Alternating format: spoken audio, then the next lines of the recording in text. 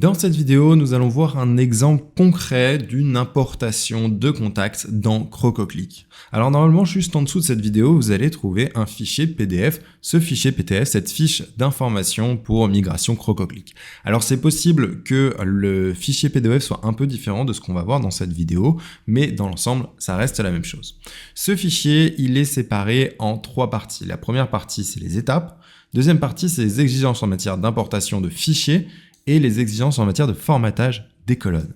Alors en fait, ce document, on a les trois étapes qui sont ici, et ce qui est après, c'est des choses assez techniques sur le fichier. Par exemple, il faut que ce soit un CSV, il faut qu'il n'y ait qu'une seule feuille, etc. Mais également par rapport aux colonnes. Donc là, c'est principalement pour les gens qui se posent des questions par rapport à leur ancien autorépondeur.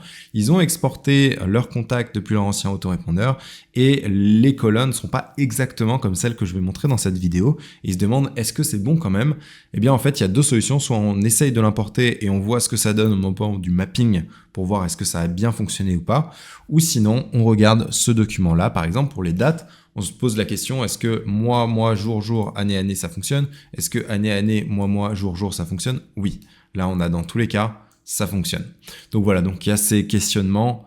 Toutes les gens qui se posent des questions par rapport au formatage, il faut regarder ce fichier-là. Maintenant, par rapport aux étapes de la migration.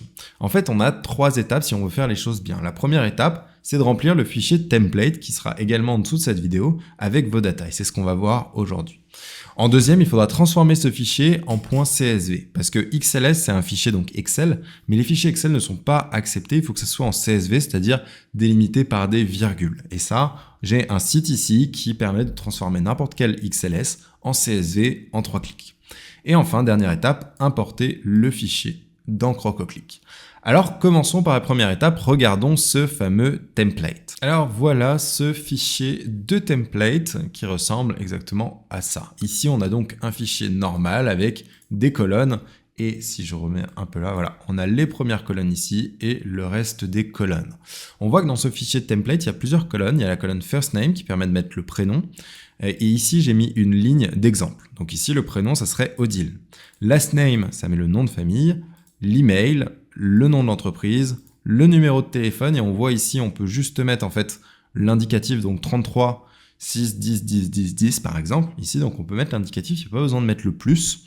Le nom de la rue, le nom de la ville, le nom de la région, le code postal, le pays, la time zone. Et là, j'ai dans le document PDF une liste de toutes les time zones. Donc ici, on met Paris et ça mettra le fuseau horaire de Paris. Les tags, on peut mettre plusieurs tags séparés par une virgule. La source, si on a envie de le remplir. Donc la date d'anniversaire de la personne. Ensuite, si je déplace un petit peu, on a le site internet. Et on a en dernier le DND, donc Do Not Disturb, c'est la désinscription. Donc si on met sur No, ça veut dire que la personne est inscrite. Si on veut dire Yes, c'est-à-dire qu'on rentre une personne dans Crococlic, un nouveau contact, mais cette personne sera désinscrite, donc on ne pourra pas lui envoyer de mail. C'est juste si on a envie de garder en mémoire certains contacts comme étant inscrits et garder toutes les datas sur ces gens-là, même s'ils se sont désinscrits. Donc là, bien sûr, il n'y a aucune obligation à remplir toutes ces colonnes-là. C'est juste si on veut, on peut remplir ces colonnes. Alors maintenant, pour remplir ce document, comment on fait? Bien sûr, on pourrait le faire manuellement, mais l'idée, c'est d'exporter depuis notre ancien autorépondeur. Donc normalement, avec votre ancien autorépondeur, vous pouvez exporter un fichier CSV.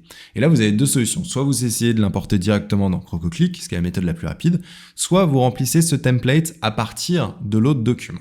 Sauf que l'autre document, il est en CSV, donc il va falloir le convertir. Je vais vous montrer comment on fait tout de suite. Alors voilà, donc là, par exemple, j'ai typiquement un fichier au format CSV depuis un autre autorépondeur. Donc là, c'est des datas de démo, bien sûr, c'est pas des vraies adresses, mais voilà à quoi ça ressemble. On a quelque chose d'assez moche où on a une seule colonne avec, on voit des virgules qui séparent les différentes colonnes. Pour transformer ce fichier en fichier normal, c'est-à-dire en fichier lisible XLS, on clique sur la colonne ici, hop là, donc là, je clique sur le A, ça va tout sélectionner, puis je vais dans Data, en français Données, et je vais sur Text to Columns, transformer le texte en colonne. Et quand je clique ici, je sélectionne délimité, puisque c'est délimité par des virgules. Je fais suivant. Et là, je sélectionne comma, donc virgule. Et on voit ici que ça sépare bien en colonne. Si ce n'était pas sélectionné, ça reste comme ça. Mais quand on sélectionne la virgule, ça sépare bien en colonne. Et je peux faire next. Et là, je fais finish.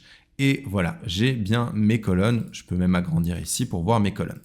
Et ce que je peux faire maintenant, eh bien, c'est tout simplement copier. Donc ici, je vais sélectionner toute la colonne prénom. Hop là, je la copie et je vais le coller dans mon autre fichier. J'ouvre mon fichier et là, je fais first name et je peux coller. Et il suffit de faire ça en fait avec toutes les colonnes qu'on veut conserver. Et ensuite, je vais cliquer sur enregistrer pour enregistrer mon fichier XLS. Donc maintenant, j'ai mon template qui est rempli. Donc l'étape numéro 1, c'est fait. Et je passe à l'étape numéro 2, transformer le fichier XLS en fichier CSV. Pour ce faire, je clique sur ce lien et en fait, ça va m'ouvrir cette page web. Et là, en fait, je peux sélectionner donc mon fichier. Donc, je clique ici et je mets mon fichier XLS et je peux ensuite choisir convertir to. Donc là, je choisis CSV et je clique sur convert. Et une fois que c'est terminé, c'est plutôt rapide. Je clique sur download et ça me permet de télécharger mon fichier CSV, donc avec les virgules. Et donc, si on revient à cette fiche, on a donc rempli le fichier, on a transformé le fichier XLS en fichier CSV. Il reste la dernière étape d'importer le fichier dans Crococlic. Et pour ce faire, je vous réfère à la vidéo spécifique à l'importation. Maintenant qu'on a le fichier, il suffit simplement de l'apporter. Maintenant, petite précision, pour ceux qui se posent la question par rapport au fuseau horaire, j'ai mis à la fin du fichier PDF, voilà, on a mis un tableau avec tous les fuseaux, les noms du fuseau. Donc par exemple, si vous voulez que vos contacts soient avec le fuseau, par exemple d'Arizona, dans ce cas-là, il suffit de marquer Arizona dans la colonne fuseau horaire. Donc pour chaque contact que vous voulez au fuseau de l'Arizona, vous mettez Arizona et ça sera ce fuseau qui sera mis. Pour Paris, donc pour la France, j'ai mis Paris ici, voilà, et là ça permet de mettre le fuseau horaire de Paris, c'est-à-dire le GMT +1. Alors pour importer des contacts depuis par exemple un autre autorépondeur, la première étape c'est de se rendre dans la partie contact dans le menu de gauche, donc juste ici. Une fois qu'on est ici, on voit que là sur le compte, il n'y a pas de contact. Donc ce qu'on va faire, c'est qu'on va cliquer sur cette icône ici, importer les contacts. Quand on clique ici, on a des explications sur le type de document que l'on va importer. Ici, ce qu'il faut faire, c'est mettre un fichier CSV, c'est-à-dire un fichier Excel qui est séparé par des virgules plutôt que par des colonnes. Normalement, si vous exportez depuis un autre logiciel d'autorépondeur, les fichiers sont toujours au format CSV. Donc ici, je prends mon fichier CSV et je le fais glisser juste là, mockdata1.csv. Ensuite, je clique sur Next. Et c'est là où la magie s'opère. Ici, on va pouvoir faire ce qu'on appelle un mapping. C'est-à-dire qu'en fait, on va cartographier le CSV par rapport à Crococlic. Par défaut, Crococlic reconnaît certaines colonnes. Donc, par exemple, ici, la colonne First Name. Il pense que c'est la colonne, donc ça correspond au prénom de la personne. Et là, il ne se trompe pas. Bien sûr, à certains moments, il peut ne pas reconnaître les champs. Et dans ce cas-là, on peut les changer manuellement en cliquant juste ici. Il suffit ensuite de sélectionner à quoi ça correspond. Si par exemple ici c'était l'adresse, j'aurais pu sélectionner adresse. Il se trouve qu'ici, il a tout bien reconnu. Email, il sait que c'est un email. Ici, on a un aperçu en fait de cette colonne des informations qu'il y a dedans. Donc ça nous permet de vérifier si c'est les bonnes informations. Et ici, comme tout est bon, je vais cliquer sur Next. Là, je vais devoir donner un nom à mon import et j'ai plusieurs fonctionnalités. Ici, on a une mauvaise traduction, ce n'est pas espagnol avancé, c'est les paramètres avancés. Dans ces paramètres avancés, j'ai 3 options. Ajouter de nouveaux enregistrements, ajouter de nouveaux enregistrements de contacts ou modifier les fiches de contacts existants. En fait, ici, la première option, c'est celle qu'on utilise la plupart du temps.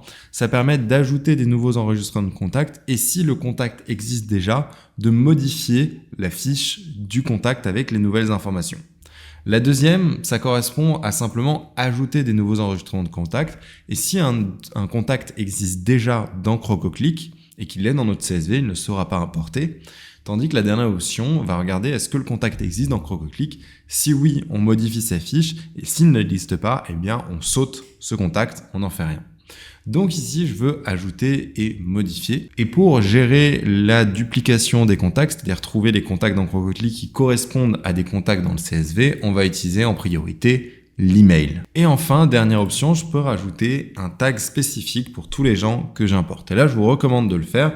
Par exemple, je vais mettre import et là, je vais mettre mon ancien autorépondeur, par exemple. Je clique ici et ça crée ce tag-là. Donc, toutes les personnes que je vais importer vont avoir le tag, l'étiquette import mon ancien autorépondeur, ce qui me permettra de créer une liste séparée si besoin avec ces gens-là. Je clique sur soumettre et c'est terminé. je peux cliquer ici pour voir le progrès de mon import. Et là, on voit que l'import est déjà terminé. Donc, je peux regarder le détail avec le nom et le type d'import. C'est un bulk import.